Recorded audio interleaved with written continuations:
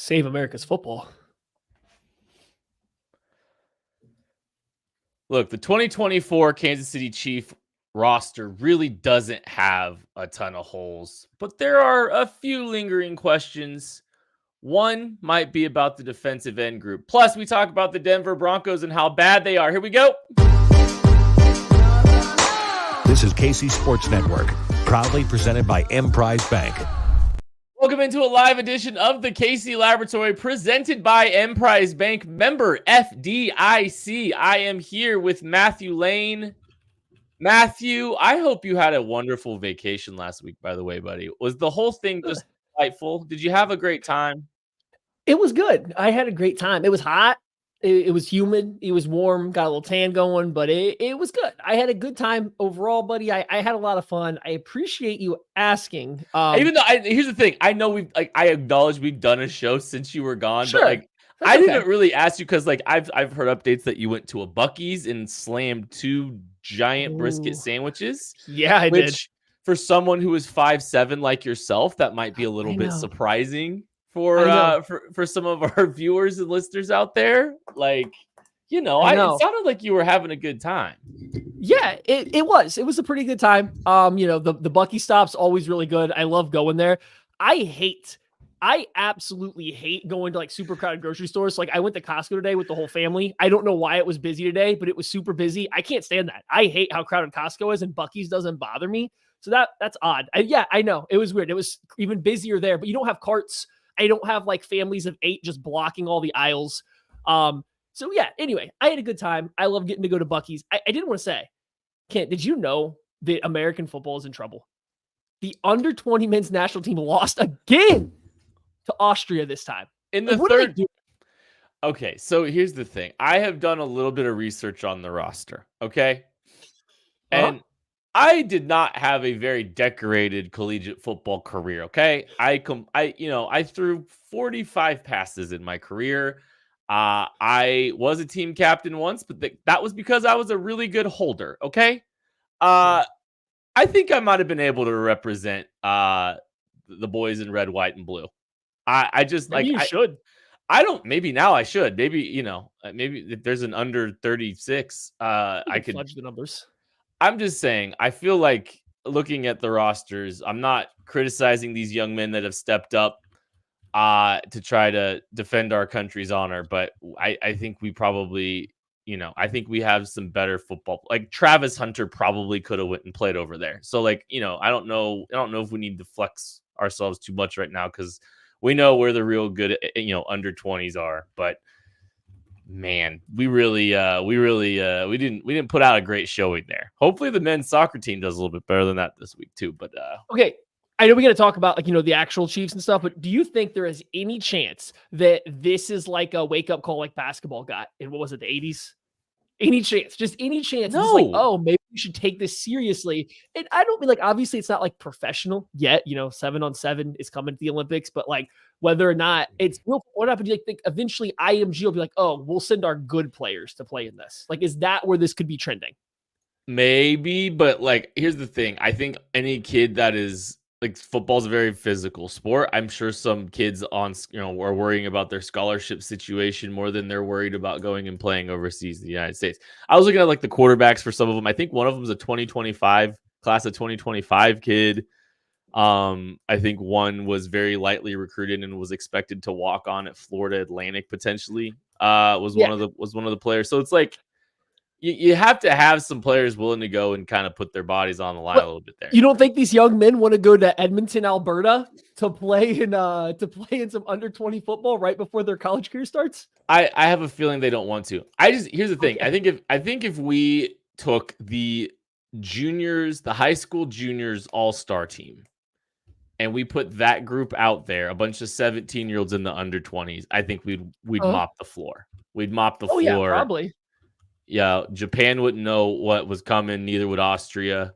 Because I think Japan's the one who wound up winning, right? That's who beat them, I believe. That's who beat them bad. Austria just beat them again. A quick look at the 2026 recruiting class. They've already got some 5 stars out there, and just generally looking at heights, weights.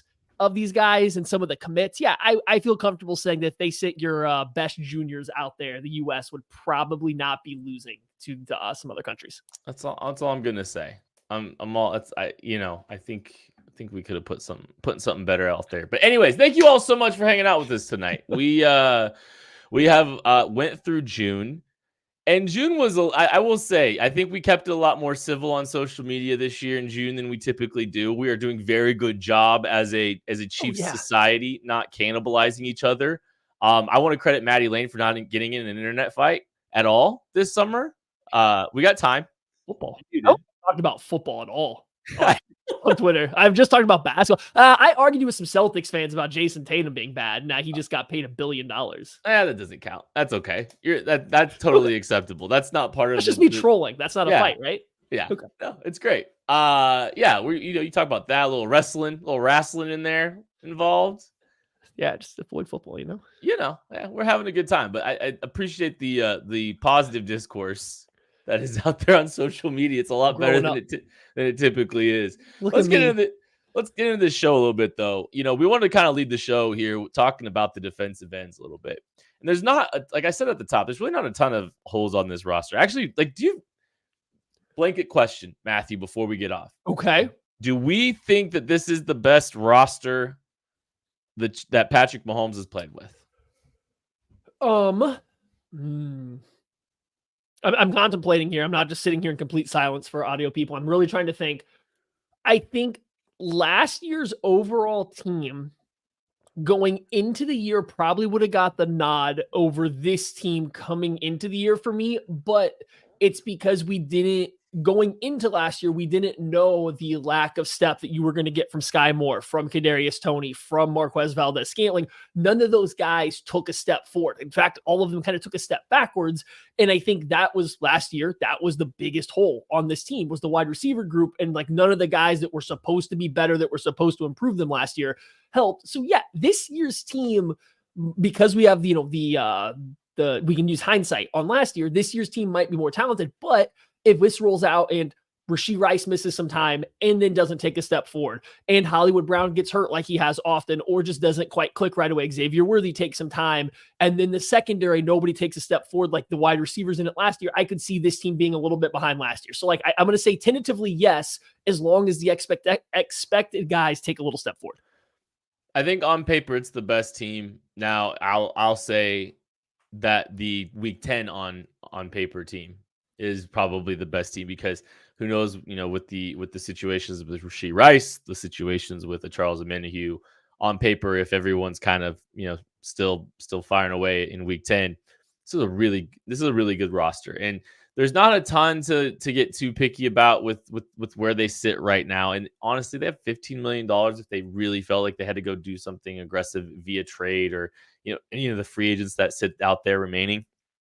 But I think there's, a couple, question marks on the defensive line. You talk about the defensive end position, and especially with the absence potentially, if Charles Omenihu is to miss any time early in the season, you're looking at kind of a thin defensive end group that with a lot of improvements. And Mike Dana signs an extension, which is really exciting. George Karlaftis has played very well over the course of his first 2 years, albeit maybe more complementary piece than true star edge one type player. Then there's the big Felix Anudike-Uzomah question, where we saw limited opportunities for him. He was passed over several times for Malik Herring in his rookie campaign, but there were some flashes there that, gave you some hope that he might be able to, take a big step for his second season in the league. But let's talk about those two young pass rushers, George Karlaftis and Felix Anudike-Uzomah. I think in a lot of ways, those two players kind of define the ceiling for this team's defensive end group, those two young guys, and what they're able to do in their third and second year, respectively. Yeah, so let's start with Karlaftis first. Let's start with George Karlaftis. So his rookie year was very good. He played a lot of snaps for the team. He played early downs, late downs, ended up with 6 sacks. But if you went back and look, and it became a big deal down the stretch in his rookie year, almost all of his pressures, like 80% of his pressures, all kind of came late in the down. And not a single one of them came early. He had one of the longest times to pressure in all of football as a rookie. And not that those numbers, skyrocketed, not that he became a quick pressuring player as a sophomore in his second year, but he did take a step forward. He started winning at a closer to league average rate, even to the point to where in the playoffs, you saw arguably his best pass rush of his NFL career came against the Ravens in a pivotal spot where he won extremely quick. So he clearly took a step forward as a pass rusher. But I think even for me, more noticeable than how much he improved his hands from working with Tom Bahali from his rookie to his second year was his run defense. If we go back to his rookie year, he was getting taken off the field on rundowns in the playoffs. When the Chiefs were making the push through the playoffs his rookie year, he was being taken off the field on like known running downs. It's not because he can't defend the run. It's just he was still getting used to having to always play physical, how to read the keys right and everything. So he was losing some reps to veterans in those spots. Last year, he was excellent. Like he was on the field all the time. He knew exactly what he was supposed to do. He played well. He brought his physicality to every single rep. So here's a guy that took a step forward as a pass rusher, as a run defender. And so now at the bare minimum, like Karlaftis looks like a plus starting edge rusher. Like I can't even think that he's part of a rotation. I don't even think you could say he's a low end passer. 10 sacks. I mean, double digit sacks speaks for itself. I think he's clearly on an ascending path as a good pass rusher, but I think it was just the run defense coming along with it is what really surprised me. Yeah, no, he's definitely continued to take steps, and I don't think that's all that surprising for a guy that has, been lauded for his motor and his effort. And, that's one of the big things in the through lines through his game is, regardless of, if he's seeing sack production, like, he didn't have a ton early in his career in the first year and then really came along strong towards the end of the second half of the year. But the effort, the intensity, the physicality does exist with him. And you're seeing him be able to kind of start tapping into that motor and allowing him to, play a high volume of plays, get some sack production, sneak up and make some quick wins. And like, but we talked about this a lot last year. Yeah, maybe he wasn't always the fastest to the quarterback consistently, but the effort is when you play with that kind of motor and kind of effort, there is value in effort sacks. Like I'm not going to diminish the value of that, even though yes, as a true pass rusher, some guys are, winning a little bit quicker than him. Maybe he'll turn a corner more consistently than him, but you've got to appreciate what he brings to the table. And when you look at the totality of that defensive line and the amount of snaps he's able to play and how he progressed against the run, there's reasons for optimism for him continuing to take those steps. The Chiefs have gotten a tremendous value late in the first round out of a George Karlaftis. That is undeniable. He is one of the better, late edge picks that you can find out there. Go look at the history of the late first round edge picks, and you will see I think about Odafe Owa a year before him, which we all were hoping for. They wound up getting George Karlaftis a year later, and good things have happened. What's the ceiling for him? What do you think? That's what I wanted to talk about, right? I think that's the big thing is like, what is the ceiling for George Karlaftis? So coming into the league, I don't think either of us were like exceptionally high on him. Although I will say after going back and seeing him play at a lighter weight at Purdue, it really did adjust where I thought his ceiling could be. Yeah. He looked a lot more athletic when he had slimmed back down. And I think that's the version of him we have gotten in the NFL. And I think it was even noticeable from his rookie to his sophomore year that he looked a little bit more flexible, I guess, more mobile. I don't even know if flexible is a weird word because everybody associates that with rushing like Von Miller.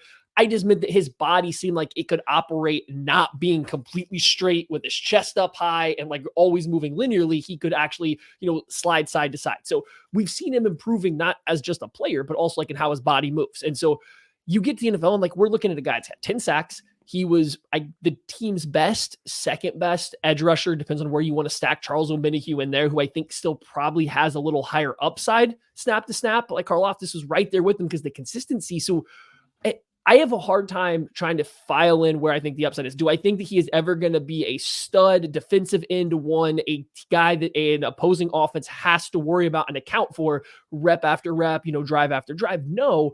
But I think we've already seen it last year. And if he even takes a half step forward, if he even gets a little bit better with his hands, if he can even get his hips a little bit looser, you at least now have a guy that is capable of winning a one-on-one with good starting offensive tackles on any rep. And that's excruciatingly valuable in today's NFL, especially when you have Chris Jones in the middle. So I think the ceiling is a high-end number two rusher, like a high-end number two pass rusher, I think is where I'm settling with it. But I think the real value is that he doesn't have to come off the field. Played 70+% of the snaps last year against the run. and the pass. I think that's where the ultimate value comes in for him. Oh, I agree. And I mean, he's become one of my favorite Chiefs.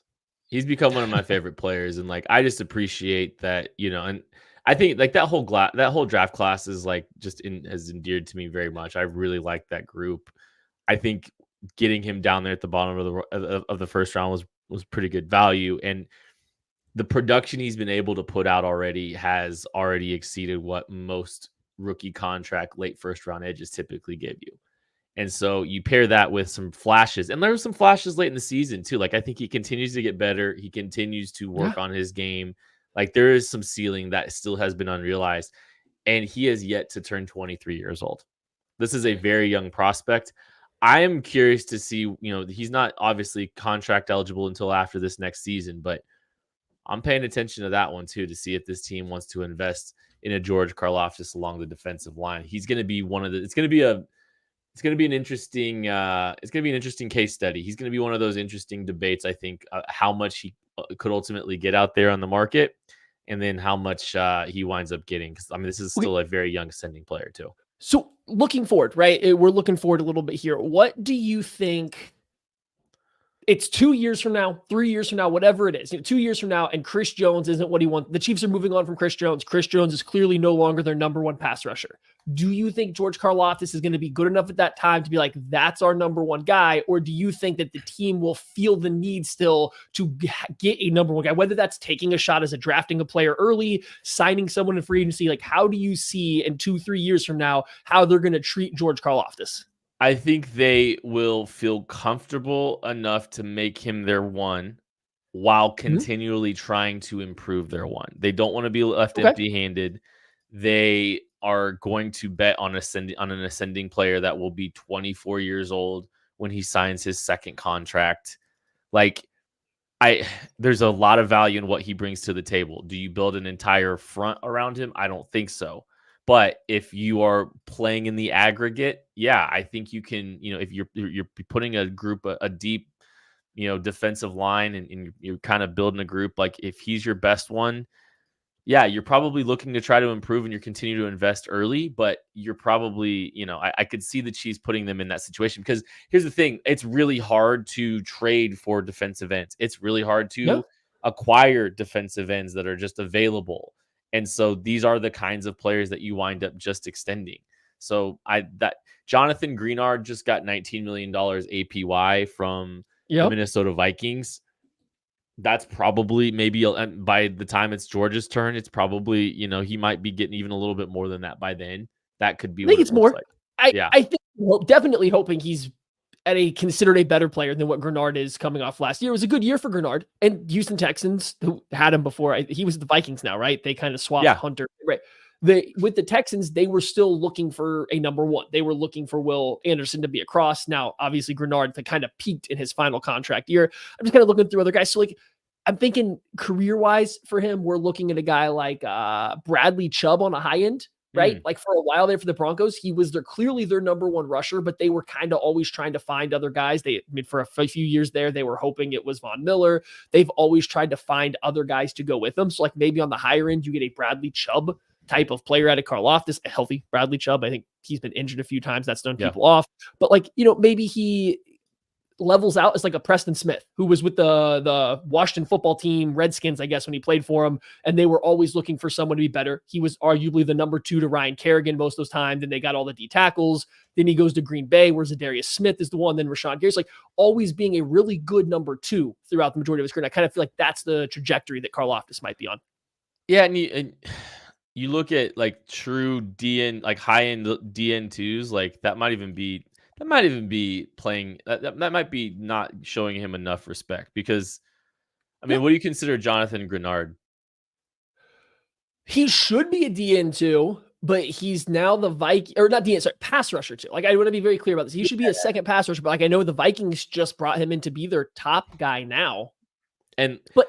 When you look at small caveat, it's Flores. Like his scheme is probably pass rusher 1. The blitzing is probably pass rusher one for Flores. So maybe that's okay. And like, I think you even look, they drafted Dallas Turner early. So they're trying to draft somebody. They traded up for him. They're trying to draft a rusher one, right? So I think even still, they're kind of treating Grenard as more of what they want to be a number 2 in the future.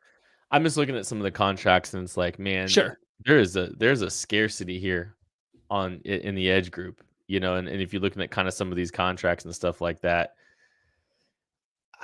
I mean, is he better than? I mean, is he better? I mean, George Karlaftis right now better than Dorrance Armstrong, who's the 24th best He's gonna get paid paid. defensive end. Like, yeah. Don't get me wrong. He's getting paid. That's I not the know. question. It's just, It's what just a team's going to interesting. see him as. Yeah, but like, there's just like when you look at it like that, man, there's just really not like a ton of. There's really not a ton of defensive ends right now out there that are worth what he's probably worth right now. And I just kind of looking at that, it's a little bit interesting. There's definitely that top tier, and I don't think he's in that top tier, but Trey Hendrickson's another interesting conversation. I think Trey Hendrickson, that's another one. I think Trey Hendrickson's probably had a little bit of better career arc, but like he's the true edge pass rush one for Cincy. They paid him to be that. Yeah, go ahead. They did. Let's talk about Felix Anudike-Uzomah real quick. There's a very limited sample size, very limited, and I know we've gotten, I want desperately for this young man to work out. I really want him to work out. I hope that it was just a very slow first year, very slow process for him. You would have hoped to see him carve out some kind of niche role in 2023. I know some people have tried to hit the panic button on a Felix Anudike-Uzomah, midway through last year. This is a young project, and there's a lot of unknowns about him. But it's make no mistake about it though. This is also a massive year for him too. Like this is a huge kind of career defining type year for him. The NFL is not built anymore for 3-year projects. And you kind of have to start showing glimpses a lot faster than you ever have in the NFL. And so this is one of those situations where Felix is in a big spot with a big opportunity to take the next step. Do we think he does, Matthew? I mean, I think he's going to be put in positions to, right? I think he's going to be given every opportunity to do so because the Chiefs, I don't think were in a rush to get him on the field last year. I think obviously if things went perfectly, he would have seen more reps. They did not want him to lose out reps to Malik Herring when things got tight. They didn't want to have to play Mike Dana nonstop last year. Like they didn't want to have to do all this different stuff and not be able to get him out there. It's just what happened. I don't think they're panicking about it, but now it's time to do it. And I think they are going to throw him out there to kind of sink or swim early in the year while they try to figure it out. And the hope is things start to come together. I will see a kind of tricky part for him, and I kind of talked about it with Karlaftis. In the run game, he's just not the body type that Steve Spagnuolo usually uses at defensive end. And that's okay. I think it's completely great to have different body types that do different things. And his ability to bring a speed pass rush off the edge is something that they don't have outside of him. But in terms of just stacking up snaps, getting more playing time, he's going to have to be able to hold up to the physicality of the run game. He's going to have to be able to extend blockers out of his chest one-on-one and still control a gap. And that's just something we haven't really seen from him at K-State at first NFL, competition routinely or at the NFL level. So I think he's got a lot bigger step to go to even become a contributor than what George Karlaftis went, going from a good rookie to a great player in his second year. But I do think he'll get the opportunity for it. How much against the run do you think he's going to get the opportunity to play?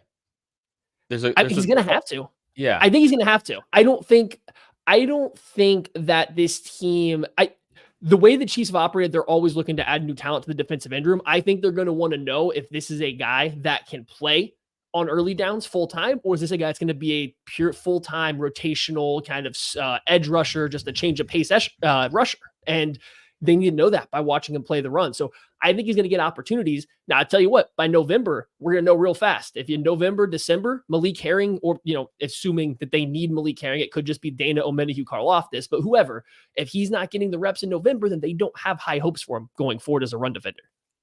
The reason I ask is with Steve Spagnuolo specifically, I do feel like he could put himself in an disadvantageous position. And I mean that Felix Anudike-Uzomah if he is incapable of playing the run. And it really hampers his ability to flash or show or, really prove himself. You're decreasing your odds and your opportunities to get on the field, decreasing your odds to flash your pass rush ability. So even if I think about like if you're trusted enough to play some early downs and you get yourself into a pass rush situation where you can actually pin, not necessarily pin your ears back, but you can try to rush the passer. Okay. You've given yourself more chances to actually kind of show yourself to this staff, build some trust, build a reputation with this coaching staff from a pass rush perspective. So if that doesn't happen, and if he's not able to play the run at a passable level, that could really hamper the opportunities he gets to be a situational pass rusher. And that's the thing I'm kind of paying attention a little bit to. And if you're not passable, you are narrowed into that singular kind of role, and that kind of limits your outlook too, right? And so that's I'm fascinated to see if Steve Spagnuolo trusts him. Steve Spagnuolo acknowledges him as a passable run defender, because the way this coaching staff has operated, and we've talked about it with not just the edge position but other positions. It's if you playing the run well and being assignment sound above all is the most important thing, and then we're going to earn the right to rush the passer, right? Well, that's the outlook I'm a little worried about if the path to success starts getting narrowed in the second season. That's what I'm a little bit scared about. Yeah, and I think that's certainly a possibility. So like, let's, the not worst case scenario, but like, let's go down that slightly not, super high end all the way, top tier, top 100% path. Let's say he can't defend the run. He doesn't earn that trust. He doesn't excel in that role, or he's just simply a clear step down from Karlaftis, Omenihu, Dana, even Malik Herring. So he's just a rotational rusher. How successful does he have to be as a rotational rusher for you to feel good about that first round pick and his fit with this team going forward? And this is, honestly, like if he's I'm going to use sacks as like the barometer. If he's a 6 sack guy for the next 3 seasons, that's probably a passable grade for it. When you look at the context of a late first round pick, that's a successful pick. I think, Craig's done some numbers and some, Craig's doing great, by the way. He is doing wonderful. He's okay. He had a family vacate, looked lovely. I hope he's rested and having a great time. He's into golf now, which is he's getting increasingly into golf. He's going to hate this. He does listen too, by the way. He does listen to all these. But when you look at just like, if the Chiefs are able to get 18 sacks out of his next 3 seasons, or, if he makes a small increase there, some kind of, production in that capacity, probably going to be worth it. That is just those late first round type players typically don't see a lot of success. Now, the difference is he's a rotational or a situational pass rush only guy. That's where it gets a little bit tricky, because sometimes you see a 6'2" sawed off Bryce Huff type, right? Start finding sack production too in a situational type role. So like, I don't know. I probably somewhere in that range. It'd be my guess.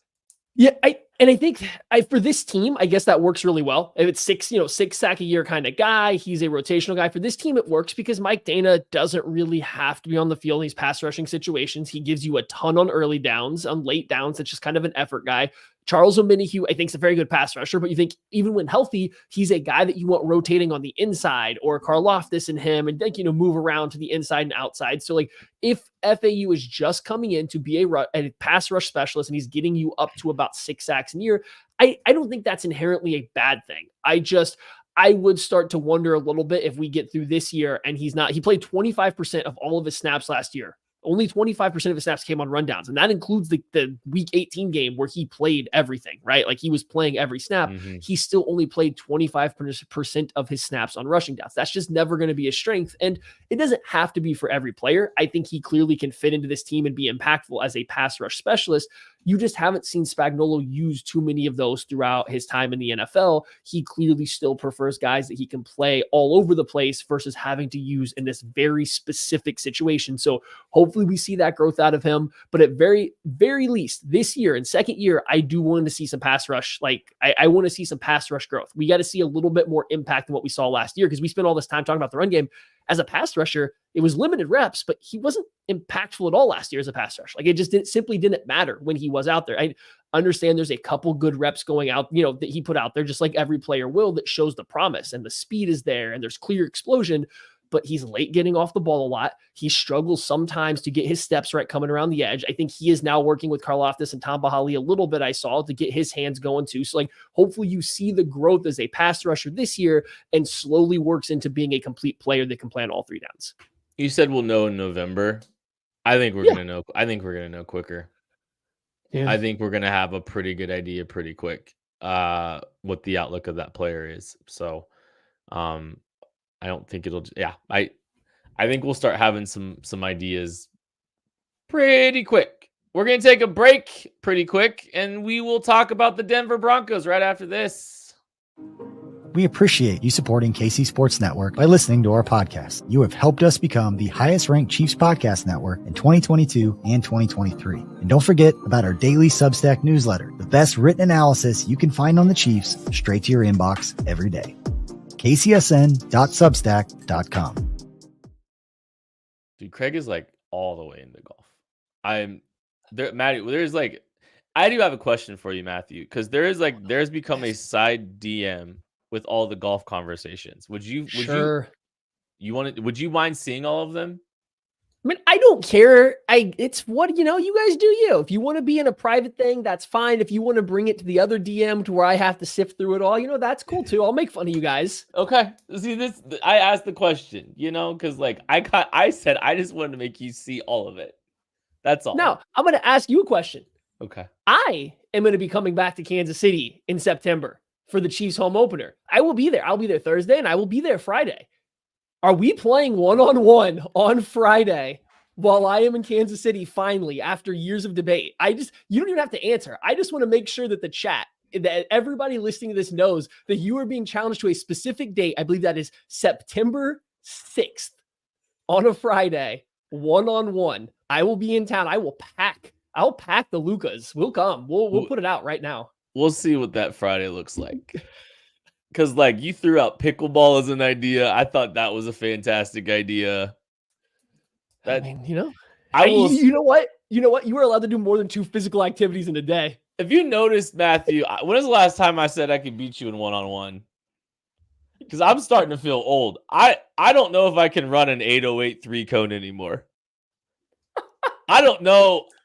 I picked up a basketball twice in the last 5 years. Oh, okay. I used to be a bucket, a walking bucket.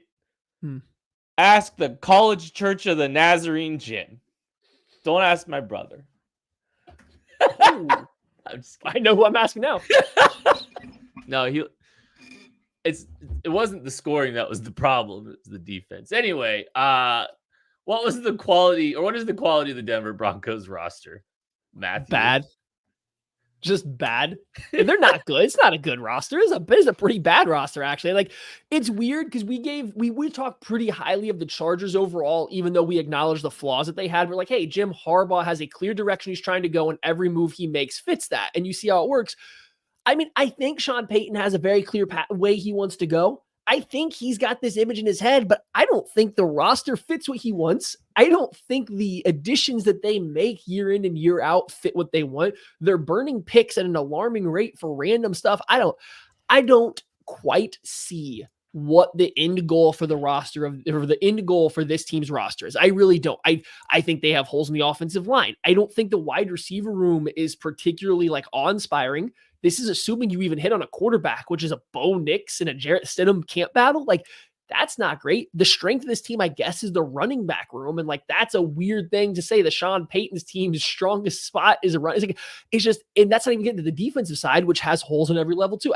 A lot of holes in this roster. And I think a lot of pieces that I don't know if they fit what I think of when I think of a Sean Payton team. This is a one blue chip team. They have one blue chip. And it's Pat Surtain the second. And that's it. And then it's just a bunch of guys. And you said, I don't even know if they're close. I don't even know if they're close to another. That's the crazy part. There's no ascending blue chip. There's no young talent that's inspiring outside of Pat Surtain. You look at this roster, there's no like young budding players. There's no draft picks hitting. It's because they've had to sit there and, take their lumps for the Russell Wilson trade partially. But there's not a ton of inspiring, talent on this roster. It's Pat Surtain and that's it. And, you're saying stuff about like, Sean Payton has a vision for this team. I'm sure he does. I don't know. Like, no, that's what I'm saying. Like, I know he does. I trust him as a coach. I don't know if I do. I don't know if I do trust him as a coach. I don't know what it is. I mean, I have my questions about the we'll get there into the coaches in a second, actually. But like, I don't know. I just look at this group and I don't know. I don't see a vision for it. I don't know what the identity is supposed to be. What's the identity on the defensive side of the ball? Patrick Surtain. Okay. The identity on the offensive side of the ball is what? They tried to add a bunch more guys to be more physical up front and I think run the ball. I think that's what they went for 2 off seasons ago, and it didn't work. And maybe part of that was Javonte Williams returning from a knee injury and he wasn't quite the same. And now you bring in P. Ryan and Audric Estime and Williams, and you still have Jaleel McCauliffe. Like, you have a loaded running back room that does a lot of different stuff. The problem is Garrett Bowles, fine. Ben Powers, nah. Luke Wattenberg stepping in for a good center. What? Lloyd Cushenberry, who played good for them. Quinn Miners, fine. Mike McGlinchey, no. Okay. Like, not what good. Are you doing here? Right? Like, what are you doing? You can't. That's not a good enough offensive line to lean on the run game. I don't know what they're doing. I think this all just tails into the coaching staff altogether. Like, I think that the roster and the coaching staff tie straight together. Is what is happening? Yeah, I'll just say I'm not buying the Sean Payton. I'm not buying. It looks bad. Payton. It's bad. I think Sean Payton has secured the bag from the Denver Broncos. He kept this mystique about him, despite really, we were talking about the Saints a couple years ago, and like they had a nice stretch, but like they were kind of mid for a long period of time. But they did win a Super Bowl with a Hall of Fame quarterback in 2009, so there's that. And like, yeah, I know they did some good things for stretches with Alvin Kamara early on in his career in that era of that offense, but I think Sean Payton has scapegoated every decision made before he got there. And that is the kind of leadership and the kind of coach that typically doesn't do well in his next stint. It is all excuses and it is no substance. And when you blame some of the talent, like Greg Dulcich being a little bit more, like, I know he's been injured, but he's better. I don't know. I think he's probably their best tight end on their roster still. I'm not an Adam Troutman fan, but he doesn't fit in with the concept of adding a bunch of physical offensive linemen and loading your running back room with 30 guys, right? And like, that's what I mean. But nothing they do makes sense. They bring in Vance Joseph, whose entire defensive system is doing a lot of funky stuff with a lot of different people. Okay, they have a handful of versatile, like backer edge type hybrids, but the whole point is to be aggressive and send pressure everywhere. That requires coverage to be able to actually cover people. They don't have a single good coverage player on the second level, and the only good coverage player left in the secondary is Patrick Surtain. So, like, how do you expect Vance Joseph to work with what he has with his type of defense? Nothing makes sense. And going back to Sean Payton, it's like, okay, so we're going to turn around and hand the football off, be physical in 2024. With an with a quarterback that doesn't really like to use his legs all that much.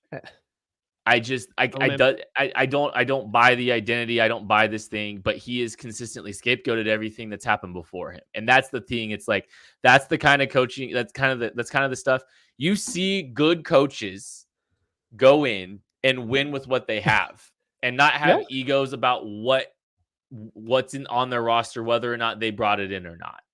And the teams that really go to drastic measures to try to build a roster in the image in which they love, instead of trying to, as Andy Reid says, exploit the strengths of your players, those teams, the teams that try to work with what they have and the talent they have, despite who gave them the talent, those are the kind of coaches, the kind of regimes that typically work.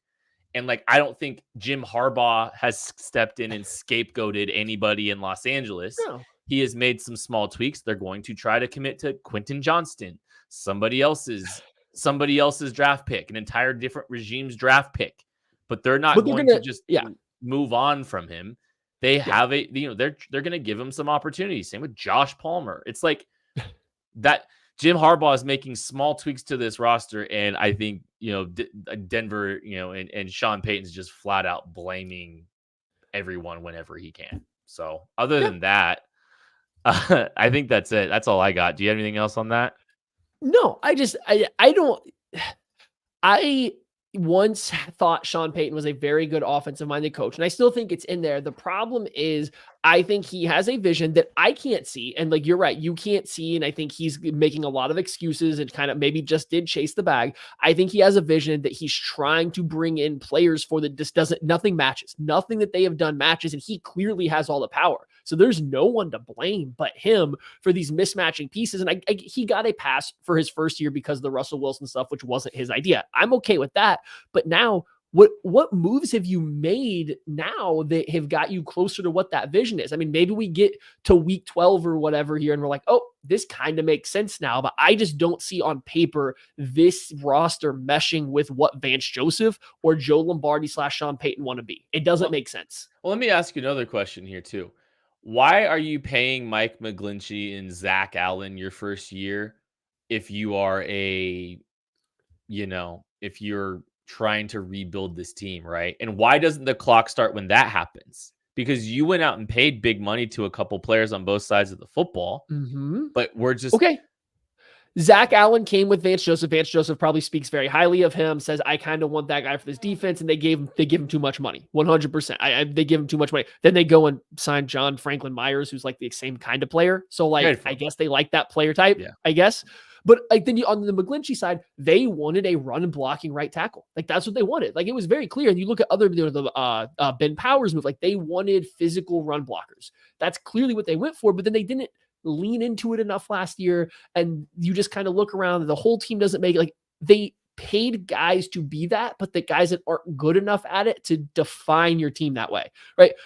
Garrett Bowles, Ben Powers, Luke Wattenberg, Quinn Miners, and Mike McGlinchey, that offensive line isn't scaring anybody to downhill rushing attack. So why are we paying some of those guys big money? That's what I don't get. The vision doesn't align with the players that they have at all. I don't get it. It seems like a cash grab, if you ask me. That I don't have any high expectations for this thing. More than I don't think power. It's just a power. He got offered to control this entire team. I think even more than, obviously the cash part plays a role, but he got offered full control over a football team. And he's like, I'm taking that now. He got the bag, he got full control, and he's just kind of blaming everything. But you talk about this big physical team, and you got to try to get guys to take the ball, take the top off. And they've got Marvin Mims and Troy Franklin on this roster. They did that. And it's just it's all over the map, dude. Figure out what you do. That's the thing. Figure out what you get. And I don't know.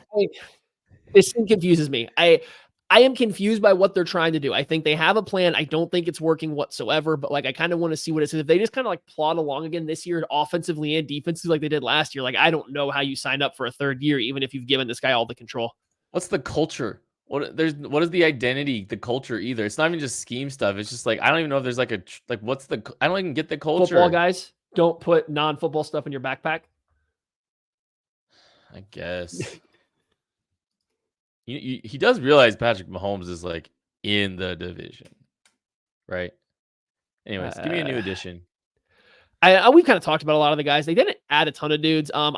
Troy Franklin, I think adding some more speed to this team. The team they drafted Marvin Mims last year, didn't play him a ton. And honestly, I think Troy Franklin is a better player coming out of college than Marvin Mims. So getting a better version of Marvin Mims in terms of being a deep threat or a guy that you can just slip the ball out to on the side and see if he makes something happen because he's dynamic, I think will go well. And then you have the connection to the other rookie in Bo Nix that they drafted. I think Troy Franklin has a chance to be a solid wide receiver for them that helps open up some space for the run game. I think they want to lean on.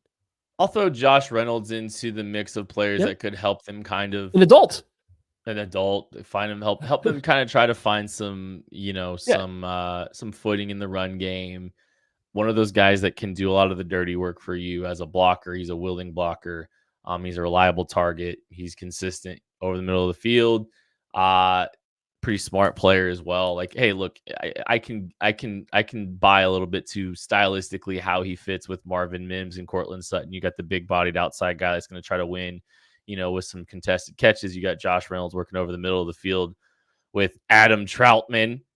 And then you got Mims and Troy Franklin competing to take it over the top. So like, there's some logic to the receiver room a little bit, at least, even though the talent's kind of meh.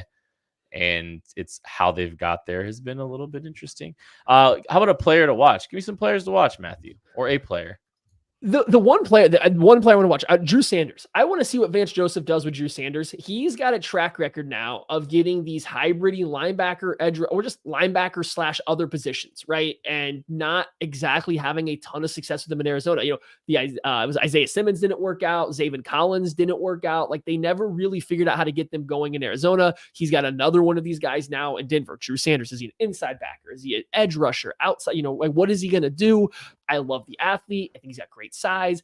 I think he needs to rush the passer as much as possible. Didn't love him as just a pure off-ball backer, but maybe you can find a way to weaponize him there. So, like, I want to see a better year from Drew Sanders with a more clear-cut way that they try to make him a weapon rather than put him out there and just be like, hey, kind of do a little bit of everything.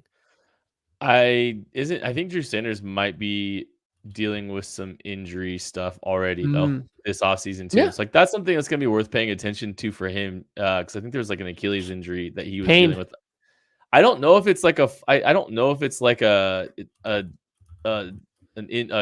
season ender or anything like that, but like, I think there's a breaking news that he tore his Achilles in May, so that's probably not helpful to play this year. I think I will not be watching Drew Sanders this year. No, hopefully he returns better. I actually think since there's been some news on Drew Sanders that he probably will return during the season.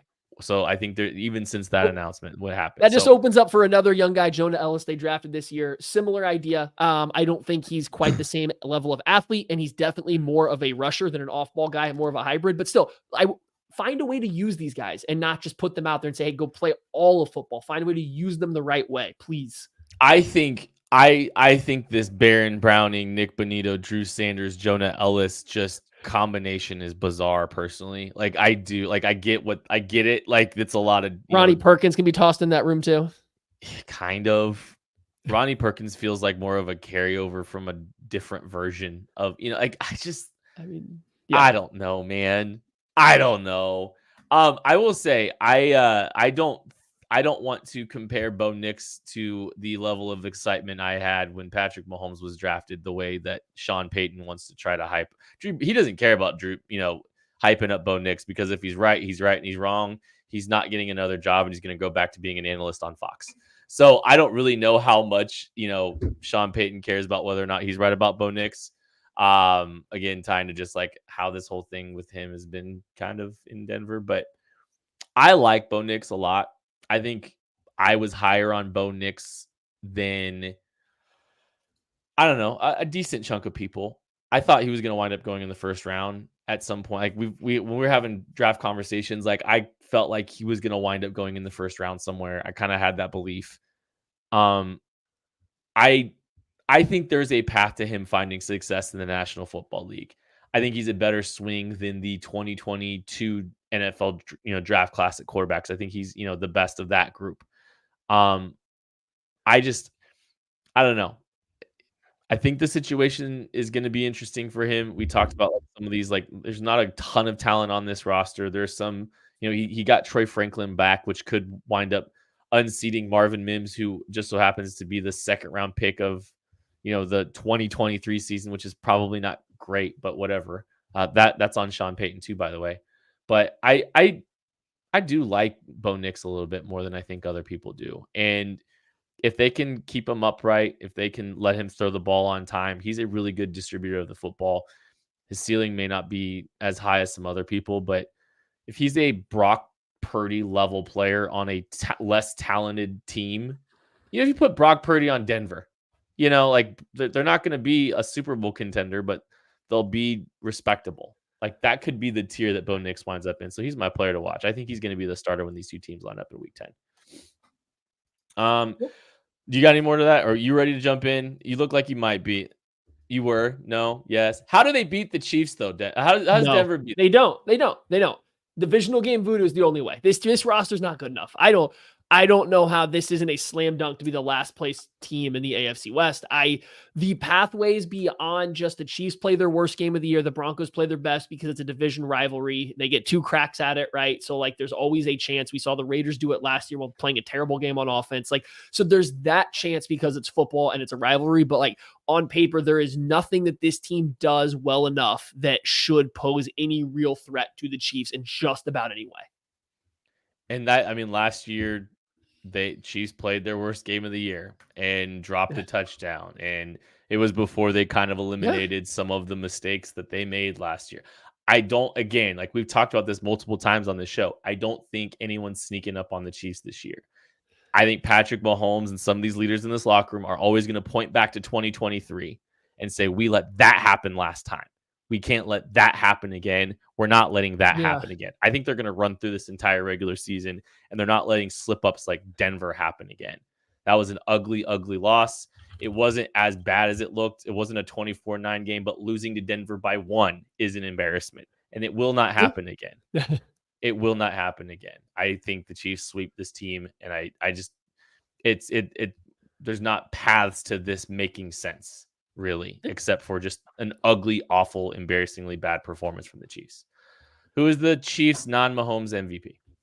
I mean, obviously Travis Kelce should have a good game against these non-good coverage linebackers, but I won't go with him for the non-Mahomes MVP. That's not the thing this year. Interesting.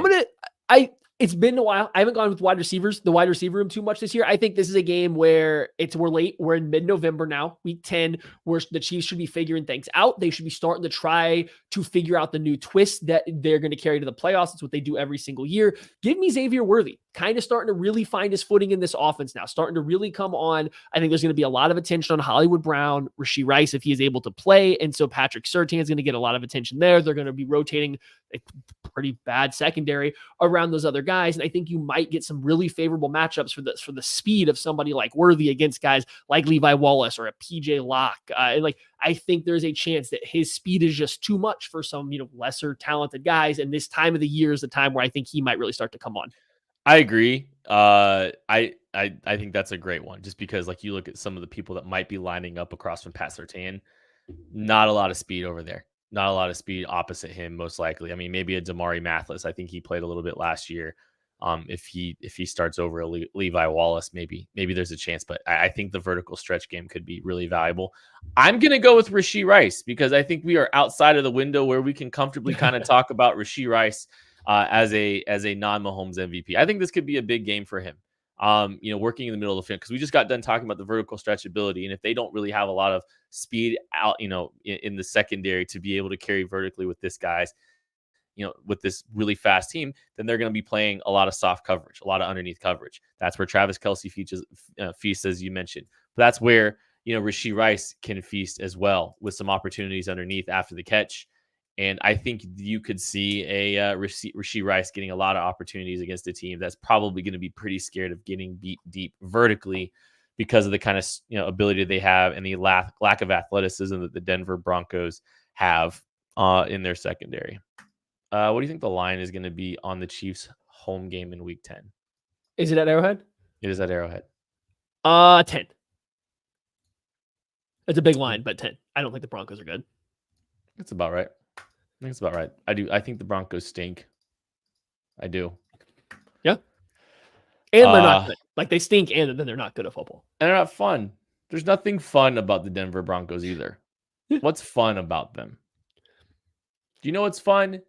Beating the brakes off of them. That's what's fun. It could be. It could be kind of fun to, I mean, they did almost give up an NFL record amount of points last year, so. I'm curious to see who Sean Payton blames if things don't go well for him earlier in the year. Kind of curious to see where that goes and who gets the blame next, because he's going to be running out of excuses and the Waltons are going to have to buy him out if we're not careful. That is going to do it for this episode of the KC Laboratory. Thank you all so much for listening, watching, supporting. We appreciate you. We love you. We'll catch you later.